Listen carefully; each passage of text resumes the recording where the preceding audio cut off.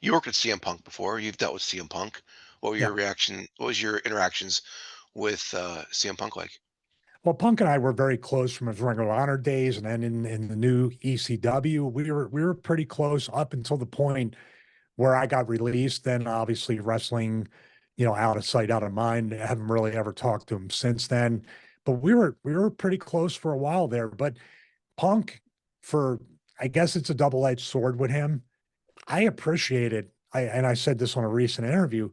I appreciate watching Punk do his own thing and be his own man and stand out as an individual and not kind of try to just placate the veterans, or he wanted to do things his way and what got him over. And that inspired me post wrestling to be like, okay, if I ever the opportunity, and I went to TNA and I did Dr. Stevie and I put my twist on it. And even though people were saying, don't do this, don't do this, don't do this, I just thought of guys like Punk and I pushed straight ahead. Yeah, fine. I know my character and I know what I'm doing at this point. And Punk inspired and motivated me that. I never told him that, but his example.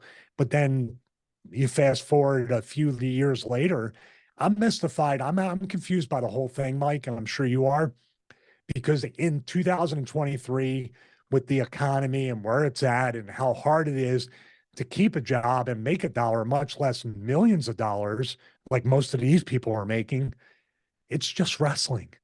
Why is everybody like, is it really that hard? Does it really have to be that difficult? I'm talking about both sides. I'm talking about the guys that are EVPs. Punk has a lot of great points about them too. And I'm sure they have a lot of great points about the way Punk is. But man, it's wrestling. You're making million. It's like football. You're paying millions of dollars to play a game. It's a game. Kids play. Kids play wrestle on their living room floor for free.